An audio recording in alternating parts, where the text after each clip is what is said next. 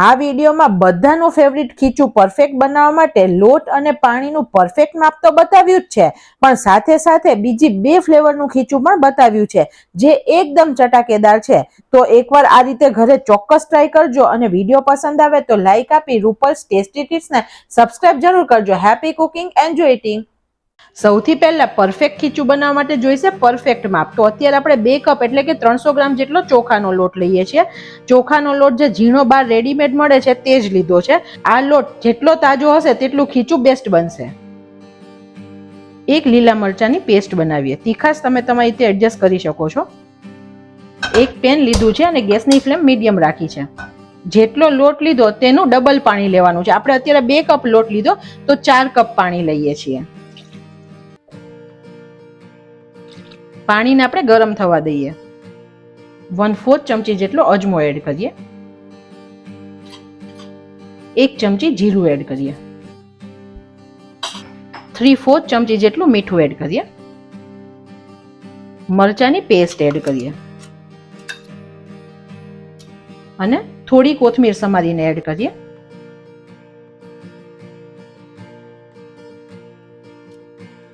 પાણીને આપણે 3 થી 4 મિનિટ માટે પહેલા ઉકળવા દઈએ.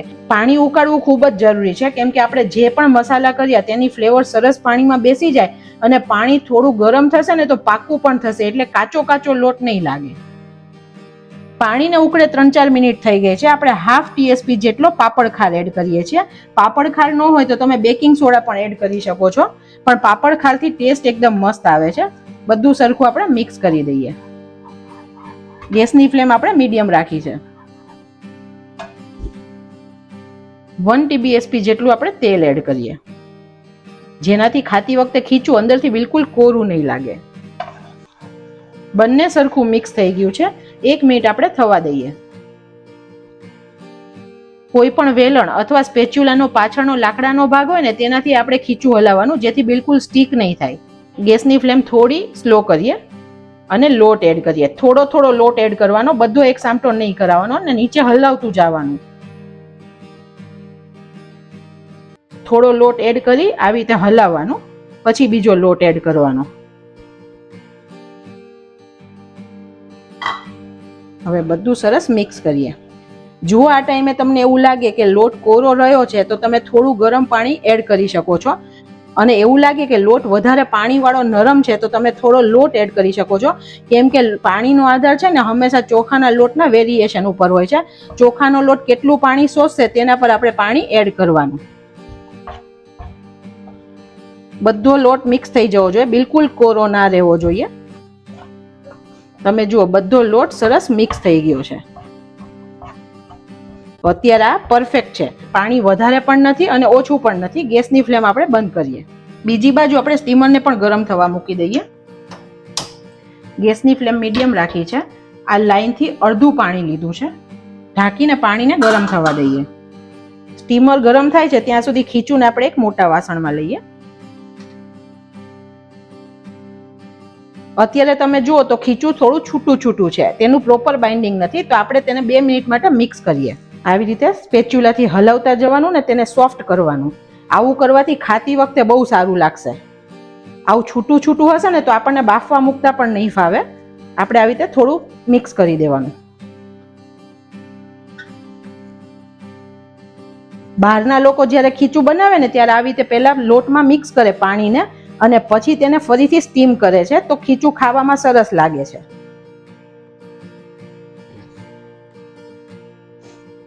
હવે આપણું ખીચું એકદમ સરસ સોફ્ટ થઈ ગયું છે ને ભેગું પણ થઈ ગયું છે. જે પ્લેટમાં ખીચું આપણે સ્ટીમ કરવાનું છે તે પ્લેટને આપણે તેલથી ગ્રીસ કરી લઈએ. હાથમાં થોડું તેલ લગાડી અને રોલ વાળીએ.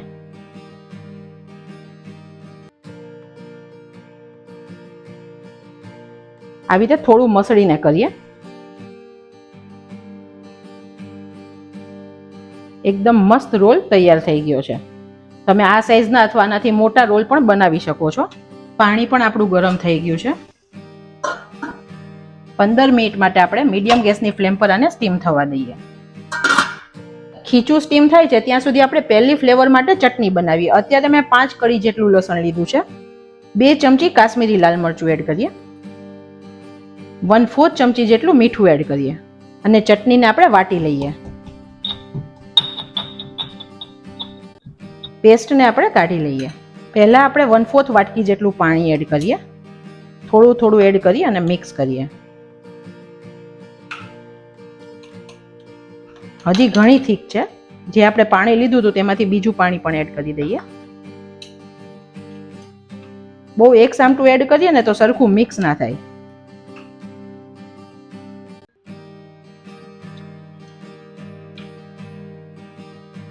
અત્યારે એકદમ મસ્ત ટેક્સચરમાં ચટણી તૈયાર થઈ ગઈ છે. આ પરફેક્ટ છે. લસણની ચટણી પછી બનાવીએ કોથમીર ફુદીનાની લીલી ચટણી. અત્યારે 1/4 કપ જેટલો ફુદીનો લીધો છે અને 1 કપ જેટલી કોથમીર લીધી છે. બંનેને આપણે 2 થી 3 વખત ધોઈ લઈએ. 1 ઇંચ આદુનો ટુકડો મિક્સરમાં સમારી લઈએ. 1 તીખું લીલું મરચું લઈએ. કોથમીર એડ કરીએ. ફુદીનો એડ કરીએ. અડધા લીંબુનો રસ એડ કરીએ. 1/4 ચમચી સંચળ એડ કરીએ અને 1 પિંચ જ મીઠું એડ કરીએ. મિક્સરની ગરમીથી ક્રશ થતી વખતે ચટણી કાળી ના પડે તેની માટે 2 ટુકડા બરફ એડ કરીએ. ઓન ઓફ કરતા આપણે ક્રશ કરીએ. બીજું 2 ચમચી જેટલું આપણે ઠંડુ પાણી એડ કરીએ જેથી એકદમ સરસ ક્રશ થઈ જાય. ચટણીને આપણે કાઢી લઈએ. વાવ ફ્રેન્ડ્સ, એકદમ કલર મસ્ત રહ્યો છે ને એટલી મસ્ત સુગંધ આવે છે અત્યારે. 15 મિનિટ પછી આપણે ખોલીને ચેક કરીએ. જો આપણું ખીચું એકદમ સરસ સ્ટીમ થઈ ગયું છે, હતું તેનાથી ડબલ પણ થઈ ગયું છે અને એકદમ નરમ છે. તમે આવી રીતે હાથમાં લેશો અને પછી આમ ગોળ ફેરવશો ને તો બિલકુલ હાથમાં સ્ટીક નહીં થાય. તો આ પરફેક્ટ છે. આપણે ગેસની ફ્લેમ બંધ કરીએ. ગરમા ગરમ ખીચુંને આપણે કાઢી લઈએ. આપણે ચપ્પુ પર પણ થોડું તેલ લગાડી દઈએ જેથી સ્ટીક ના થાય અને આના પીસ કરી દઈએ. ખીચાને આપણે એક બાઉલમાં લઈએ. ખીચાને ચટપટો સ્વાદ દેવા માટે થોડો ચાટ મસાલો એડ કરીએ અને 2 ચમચી લસણની ચટણી એડ કરીએ અને સરખું મિક્સ કરીએ. બધી સાઈડ સરસ કોટ થઈ જવું જોઈએ. તમે જુઓ એકદમ મસ્ત કોટ થઈ ગયું છે. તમને વધારે સ્વાદ ભાવતો હોય તો તમે વધારે ચટણી પણ એડ કરી શકો છો. અત્યારે આ પરફેક્ટ છે. આ તૈયાર થઈ ગયું આપણું લસણિયું ખીચું. બીજી ફ્લેવર માટે આપણે ખીચું લીધું, તેની ઉપર થોડો ચાટ મસાલો નાખીએ અને જે ગ્રીન ચટણી બનાવી હતી તે નાખીએ. અત્યારે 2 ચમચી જેટલી એડ કરી છે. તમને ભાવે તેટલી તમે લઈ શકો છો. અને આ ચટણી થોડી લિક્વિડ રાખવાની જેથી ખાવામાં બહુ સરસ લાગશે.